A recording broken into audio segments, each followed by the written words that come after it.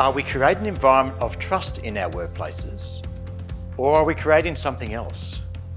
What kind of organisation, what kind of workplace are we building? So I had over 30 years of experience in the Royal Australian Navy, and in that time I found that there was some good leadership and not so good leadership. And the reality is that people in organisations, whether it be the military or corporate, are looking to find a place that's safe to work, but more importantly, they want to be them actual selves and get something and achieve something in that space. The challenge for leadership in those organisations is finding the right leadership development and helping those people make better choices with regards to how they lead people.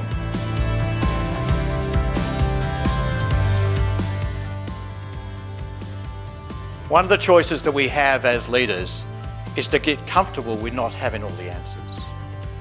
Sometimes we actually have to have better questions.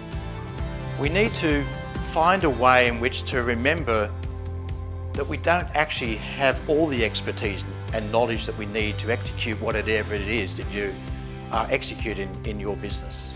We need to remember that if you want a high-performing team, then leaders have a responsibility to exercise choice, to make good choices.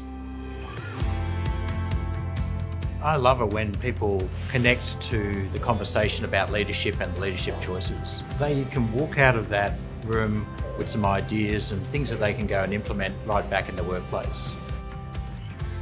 One of our big challenges has been in the workplace is that we're technically competent, we get rewarded for that, and when we get to that technical competence piece, used to get it 100% right, we suddenly think that we can solve all of the problems.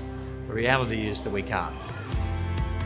Since I left full-time service, I've been working with individuals and organisations to help them navigate complexity and those challenging leadership issues that they often find themselves dealing with. At the end of the day, leadership is about social capital and human connection. And if we can help more people do that, I reckon there's a better world in the future.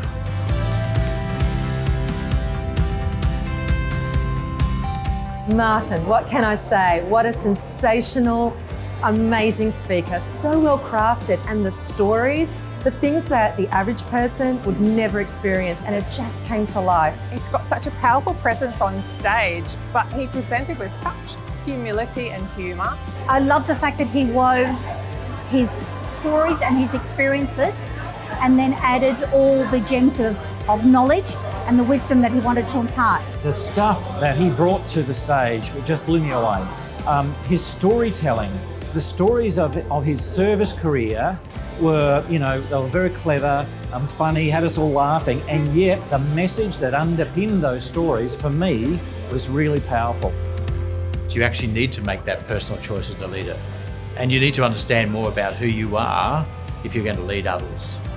As you leave here today, I want you to think about what do you need to do in your organisation to lift that team to be a high-performing team.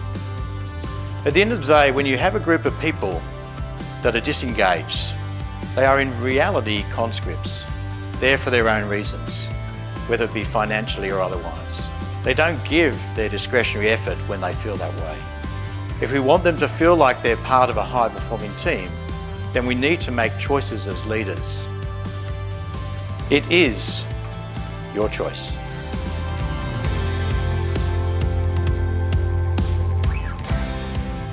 What I talk about is actually for anybody that leads, but it's really for the person in the C-suite or who is managing a team of people that is actually looking to improve and actually wants to lift that team to be a high-performing team. Perhaps in a place where they got stuck and they need some kind of impetus or catalyst to actually shift the way in which their team is operating and to find new ways of getting stuff done. Without this shift in ideas about how we lead, then organisations are actually missing out on the potential of the people that actually work in their organisation. If they really want to realise the potential of the teams that they have and the investment they've made in those people, then we need to actually shift the way in which things are done. We need to shift people's leadership behaviour, and we need to give them confidence that actually when they come back to the workplace, they've got something that they can really hang on to and take forward.